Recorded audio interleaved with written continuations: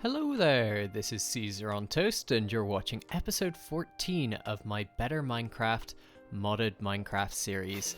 And in today's episode we're going to be looking at some advanced uses of Tom's Simple Storage mod, because it's probably the most useful mod I have come across in my series so far. And you're probably wondering why I'm in the nether right now, and it's because for the first item I want to craft today, we need some netherite ingots, or well, just one to be precise, and these guys are my favorite way of collecting netherite scrap in the world. So I'm just going to go ahead and gather up the required warthog shells, and I will join you whenever we're going to be able to craft that item. I managed to collect the required netherite bits, and what we're going to be doing is upgrading a wireless terminal. So if you don't know, the wireless terminal lets us click on the connecting terminal to our inventory system from up to 16 blocks away. And if we upgrade this with netherite, we'll be able to go 64 blocks away. But if we make the terminal next to a beacon, it will let us go even further. So what I'm going to do is we've got the inventory cables running all the way down to my beacon, and what I'm going to do is just place our cable connector. I think I need to place a block here first, so let's pop that down. Let's pop our storage terminal there, and then we can then use our cable connector on the back of that.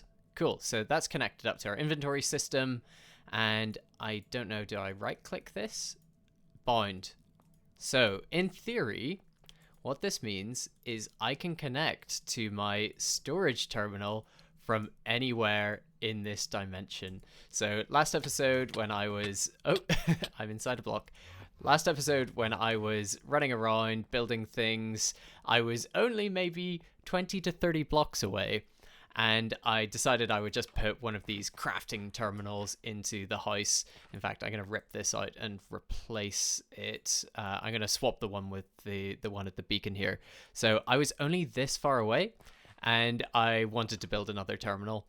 So what I'm going to see now is I'm going to teleport down again and see if I can use a crafting terminal and access that from anywhere in the world. Wait, have I misread this? So if I go now to the end city, which is where I was just collecting resources, can I access my storage system? That is so cool. I thought that we needed something else, or that just wasn't possible, but looks like I misread. I can actually access inventories across dimensions, which is amazing. I've just bound the crafting terminal, so now across dimensions I have access to my entire storage system and a crafting table. And all it cost was, okay, it cost the netherite ingot, which is cheap. I would have thought a nether star might be appropriate for that. Yeah, but a spyglass, glowstone, ender pearl. That's insane. That's so powerful. Now I don't have to keep putting these terminals everywhere. I am sad with myself for not building this sooner, because it makes the backpack redundant. Like, instead of the backpack, I just have all of my items at all times. This is just crazy. Okay, so that was the first thing I wanted to do, and that's just sort of blown me away with how useful it is. Now let's take a look at some other things we can do with this simple storage mod.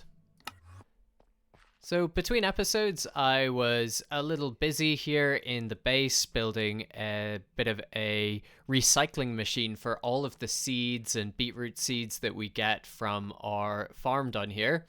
And I decided I was going to industrialize something I made a single compost bin version of before, just a bit like the flower farm. And I would put it down in the sort of technical basement area here. So if I switch this machine on, it's a little bit loud, but here we're just composting our wheat seeds and beetroot seeds, and there are more composters down the bottom, and these are just throwing the bone meal into the storage system. So this is a really useful thing to set up next to your farms, where you can throw any of the seeds into your storage system and they'll be automatically pulled out. Say here you can see the wheat seeds are going down, I actually think we've recycled all of the beetroot seeds, and these are items that I don't have any other use for. So turning them into bone meal, which I can use for decorating the world or using in other farms to grow other crops, is a very useful purpose for them. And whenever I think I don't need this to be on all the time so that we don't use up all the seeds, I turned it off. So I just added this off switch. This goes into a little bit of a redstone area where we've got some repeaters going into the back to stop these Tom's Simple Storage basic inventory hoppers from powering. So just like regular hoppers, if there's a powered redstone block next to them, you're able to stop the items flowing through. Now we're going to take a look at some more experimental things that I haven't played around with yet, and we'll see what other cool things we can make using this awesome mod. So you'll be familiar with the phrase, if it's not broken, don't fix it. I'm going to break something that's definitely not broken and definitely not necessary, but in the interest of seeing how good and how far we can push this mod.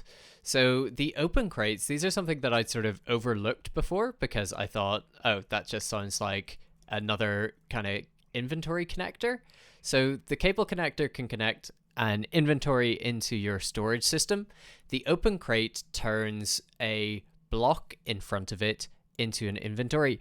And what I had missed before is this isn't just a block, it can be an air block. So this golden sword is part of my inventory here. If I pick this up, you'll see no more golden sword. So it turns this air block into part of an inventory. And what I want to do is find a way to suck up any kind of blocks or any kind of item entities from the open crate into the storage system. So I might need the hoppers to do that. I think maybe the basic inventory hopper could help. This has got to be facing the other way though. So let's just pop this in, and then I'm going to need some cable. And I know I'm using the crafting terminal, but yeah, it does take up a spot on my hotbar. So if I do this, okay, the item is jumping. Maybe it's just looping around. I don't know if it's being picked up and placed again. I'm trying this now with cobblestone, and I really should have picked a better spot. But the cobblestone is getting sucked into the inventory system. So 331, this should go up to 332. Okay, if I can hit one. Yes.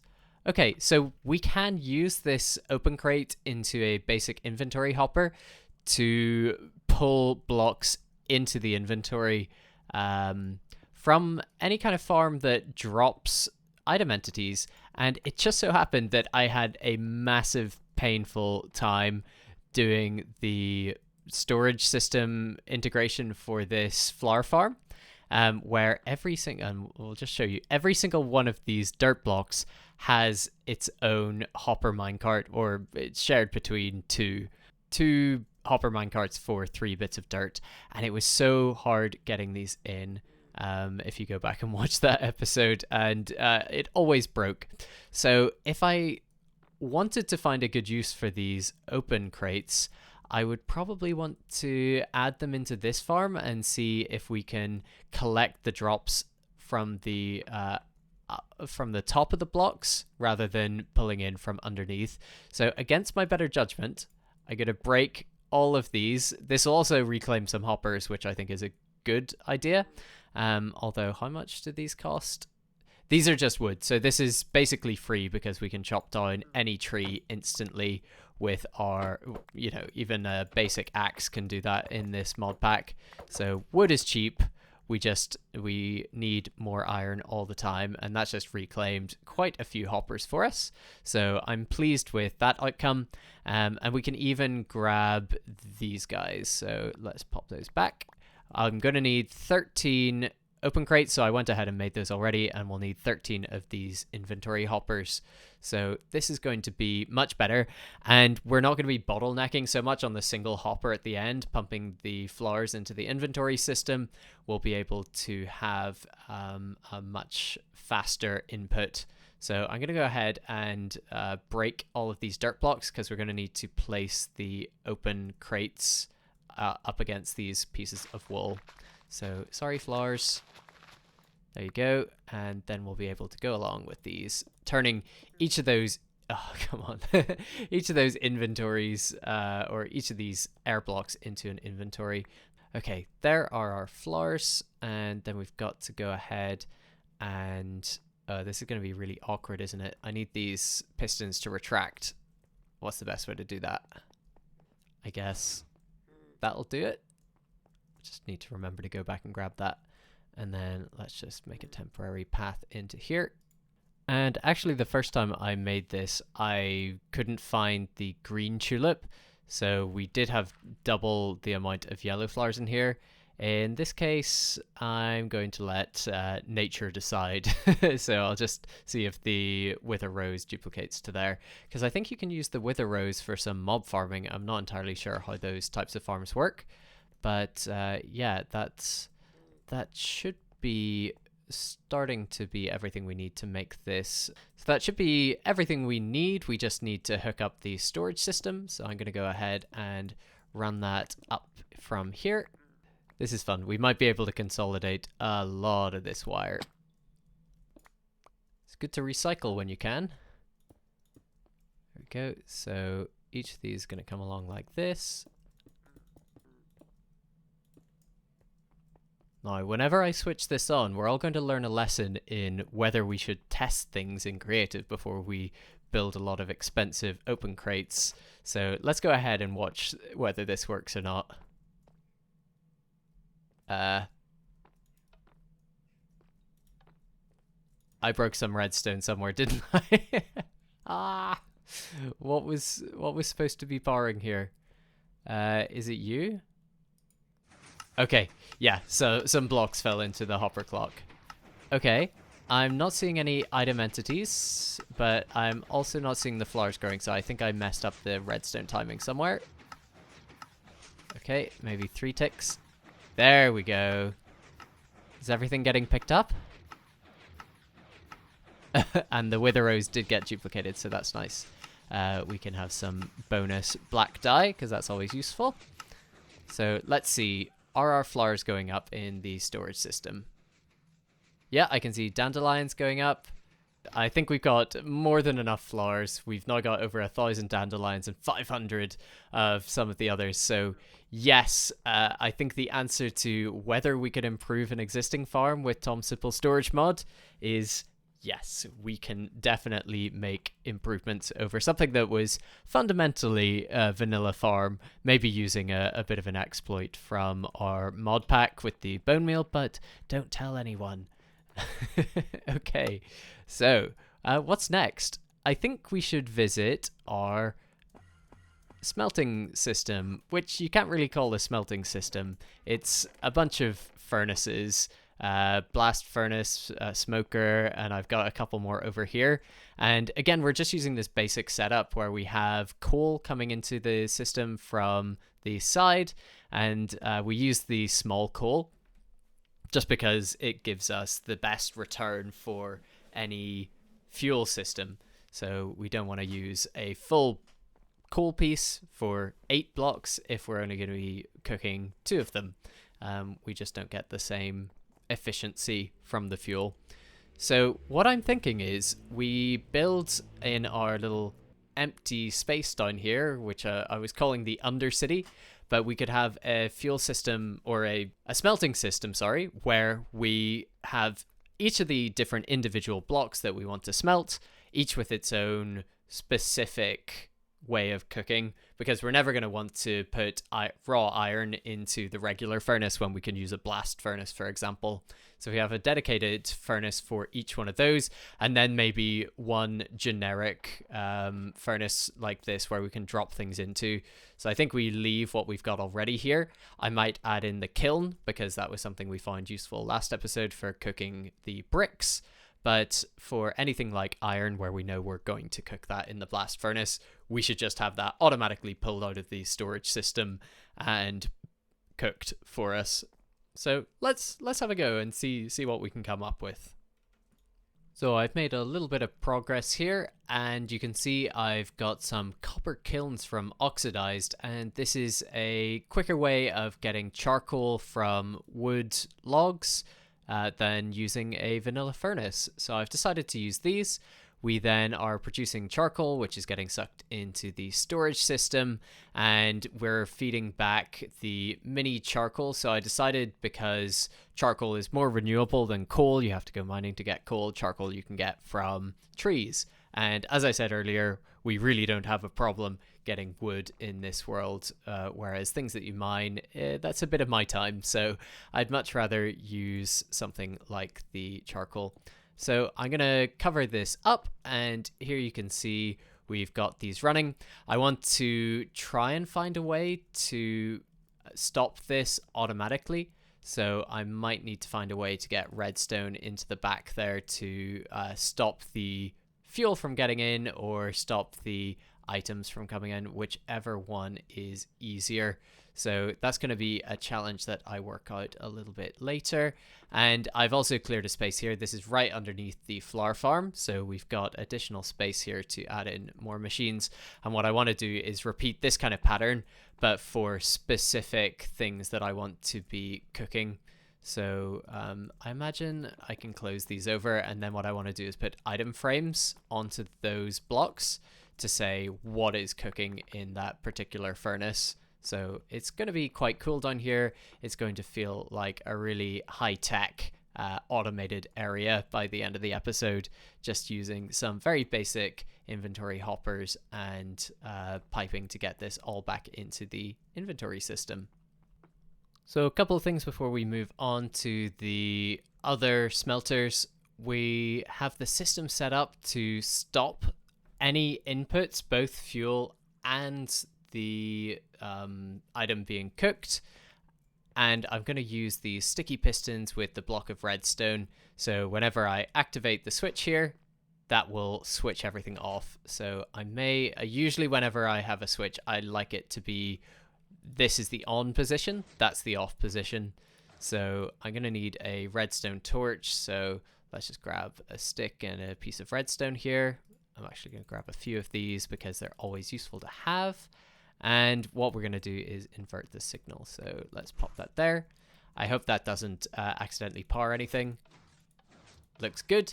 And so whenever I pop my witch hazel and charcoal nuggets into the system, nothing should start. And then when I do this, everything should go. Yeah, looks like there might be a problem with this one. Not sure. Let's drop some more into the system. Okay, let's pull some out of there. I keep pressing B to get my inventory. Yeah, this one doesn't seem to want to go. Maybe it doesn't have the filter set. Let's just try that. So if I press the filter and then I drop this into the inventory system. Goodness. Yeah, I need to get a place to keep this. Okay. Okay, so it must have been the filter I hadn't set correctly. And this is creating all of the charcoal that we need to create the mini charcoal that will then power the rest of the smelting system. So anytime I don't want that to be on, I can just flick that switch and it won't pull any witch hazel out of the system, and it won't pull any more mini charcoal to fuel them. So that should be enough to give us some control over the system and what's happening there. Okay, time to add another concept. So Tom Simple Storage Mod adds these level emitters. A level emitter will connect to the storage system. So I've got some hooked up back here, which I'll show you in a second. You tell it a block and you tell it a quantity of that block. So this will emit a redstone signal when there are more than 100 stone bricks in the storage system. Of course, this has to be hooked up to the storage system to do that. And we can also change that to be less than or more than. So what I'm trying to do here is automatically switch on or switch off the furnaces, or blast furnace in this case, whenever the number of raw copper, iron, gold falls below a certain threshold. So we always want to keep, say, a stack of the raw kind in the storage system for whatever reason. We might find a use for those. So here we can set each of these. We can click this to say more or less. You can see this is actually not emitting a signal, which will then turn the furnace on. I'm just going to remove those items and we can switch that back. So we can do a little bit of an experiment here where if I drop some raw copper into the storage system, you'll see one has got through. That's taken the number of raw copper down to 63. This is now emitting a signal and we won't lose any more. So actually, if you want to keep a whole stack, you'll want to do 65. And now I can drop one more raw copper in there. In fact, more raw copper is appearing in here than I was anticipating, but this will go down until it gets to 64 and then it will stop. So this just means that you'll always be able to keep some of the items that you're trying to automate, whereas I don't really have a need to keep any raw copper in the storage system. And what I'm going to do is just dump the rest of these in. I could apply the same concept here, where if I wanted to keep the witch hazel, I could add some of these level emitters, but I'm not going to because I'm never going to build with witch hazel in this world. So I'm going to set this up for the rest of these. I actually don't have any raw gold because I already did smelt it all, which kind of shows I don't need to use these level emitters here, but I will just for the sake of science here, wanting to use these things. I'm also using these paper trapdoors from Blockus to hide some of the redstone and the wiring behind here, but it's quite useful to be able to access these inventory hoppers because you are able to reset them by right-clicking, shift right-clicking with an empty hand, and so accessing them is pretty useful. Alrighty, I've got my next set of 3 kilns set up here, and here we're going to be making glass, brick, and of course nether brick, because these are things that you might need on any given building project, and the materials you use to make them can be acquired in bulk by just going out into the world, using a shovel to get these two, using a pickaxe to get the netherrack. And so I've set the inventory hoppers to receive the source items, so sand, clay balls, and netherrack. And then the level emitters are making sure that we always keep 16 stacks of that item in storage. So I wish instead of going up in decimal here, so going up in ones, tens, hundreds, thousands, that you could just add stacks to the level emitter. But I think this is okay as long as you know roughly how many stacks of that item you want. So keeping 16 stacks seems to be a pretty reasonable amount to have in storage for all of these quite common building items. So we've got these set up, and the way that I worked out which items were able to be smelted in the kiln was I used the REI, or roughly enough items mod, and if you click on, say, glass and you select firing, you're able to view all categories. So I just went through this list and said, yeah, I probably want nether bricks, I also probably want the glass and the bricks. I've added 3 more items that I want to keep in my storage system. So I've got stone, smooth stone, terracotta, and I've set these to have, I think I want 16 stacks of stone. I just want 4 stacks of the smooth stone and 4 stacks of the terracotta. So we're burning through our supplies of these other items. And actually this is an example here of where I've got a chain now. So as we produce the smooth stone, if we dip below the 16 stacks of stone, we will go back and craft some more. So this is an interesting concept where we can just mass produce items that take multiple steps, as long as those steps are some kind of smelting and not crafting. So something like stone bricks we'll be making a lot of, hopefully, if I find some build ideas. So we want to have more stone than we think so we can build other items that use stone. I've added a maintenance hatch, so here we can just go in and we can get out the back if we need to swap out anything there. So always useful to include these, and that gave us just enough space on this wall to go ahead and put all those in. So I think that's all of the auto crafters or auto smelters I want to make today. Next thing is I want to have some kind of heads up display of when I'm running out of a particular item, so that prompts me when I see it to go out into the world and to craft it. So the most obvious one here that we're reliant on are these charcoal nuggets. So I'm going to add the charcoal nugget into the system, and whenever we dip below, say that 256 is a good number, that 4 stacks, we want to emit when we've dipped below that. So actually we want to say 257. And when we see this light on, we want to go out into the world and make sure we're crafting up some more of that. So to make that even clearer what this is referring to, I'm going to put a glow item frame below there and a charcoal nugget, just so we know that that's what that light is. So let's pick an example. So we've got 1484. So let's put that number in. I know it's already dipping 1484. And so whenever we're below that threshold, we know, okay, charcoal nuggets, better go get some of those and add them into the inventory. And I'll work out what other blocks I want to include here. It might be something like food. So I could say, let's get beef and wheat are the blocks that I need to make my hamburgers that I currently eat. So I just go ahead and configure those to have the required components. I complained too early. You know, I said earlier, I wish this was in stacks. If you hold shift, you can see it in stacks. So what I want to do is whenever I fall below a stack of beef, then I want to emit a signal. And because I need a bread for every single one, I want to do 3 stacks. So instead of working out what 3 stacks is, I can just say, let's go 1, 2, 3, add 1. And then whenever we fall below 193 wheat, we'll also emit a signal here. So ignore what I said earlier.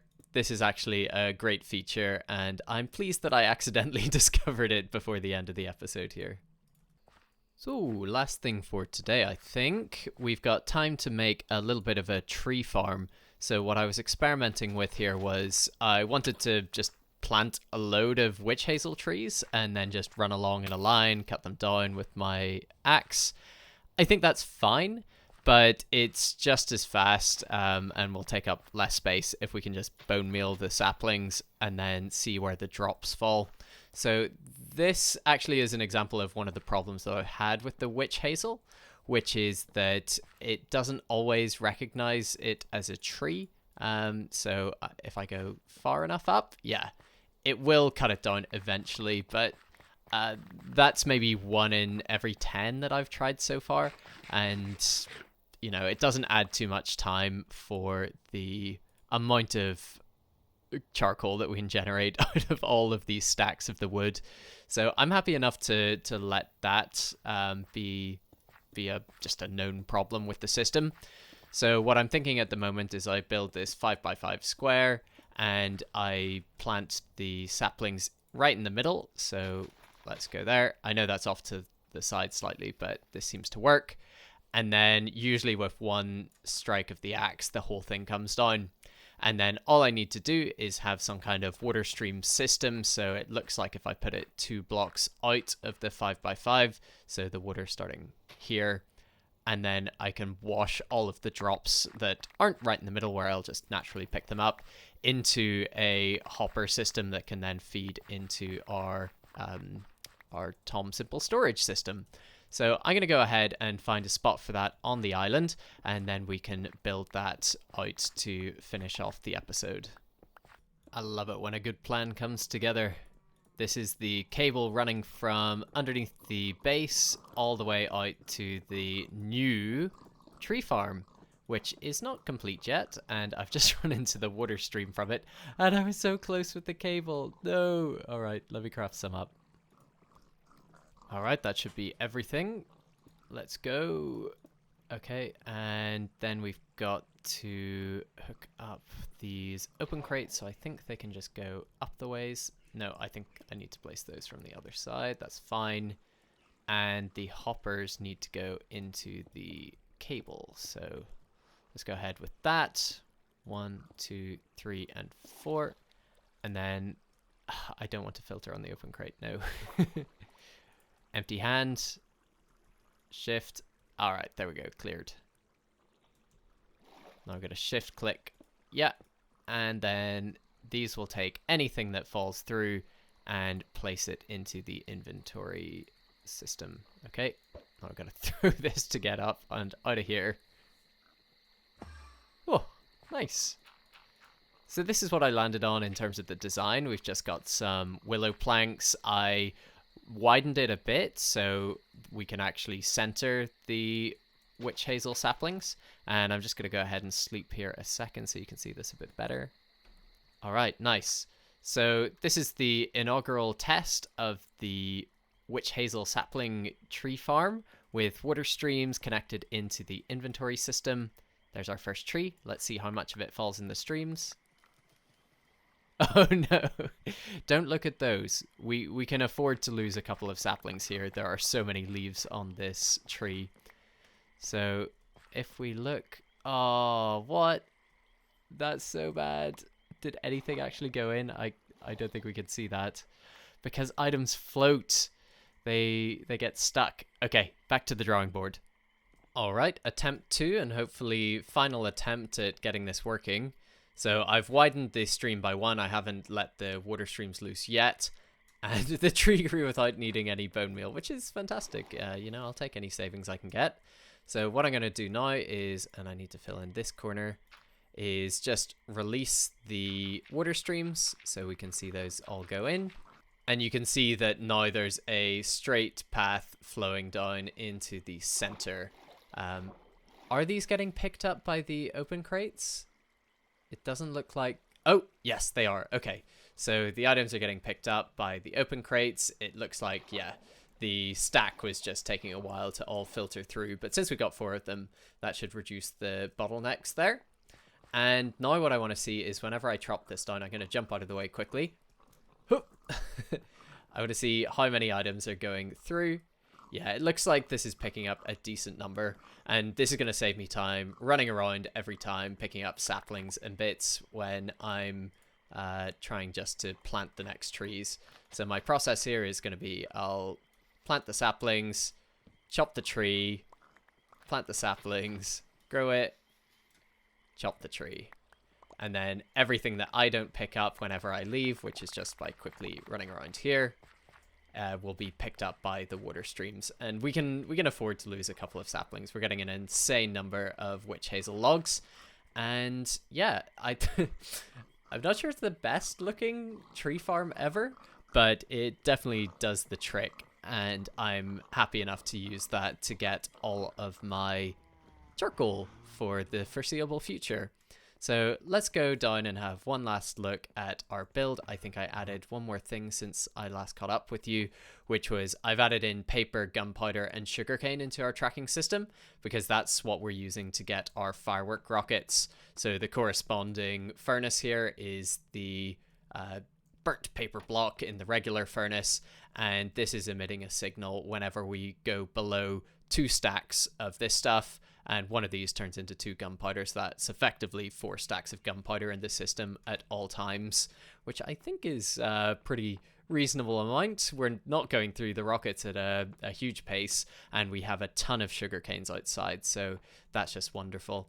And I've also finished up the ceiling here. We're no longer looking into the abyss and all the wiring. I've got some lights that sort of tie in this floor with the upper farm area, so really pleased with how this more technical part of the base is coming along, and hopefully you've enjoyed seeing me get to play with some of the more advanced features of Tom's simple storage mod today.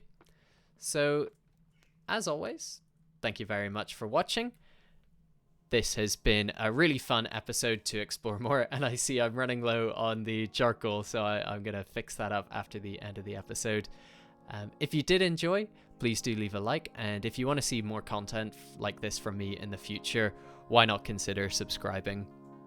That's it from me for today though, so have yourselves a great day, and I will see you in the next one. Bye bye.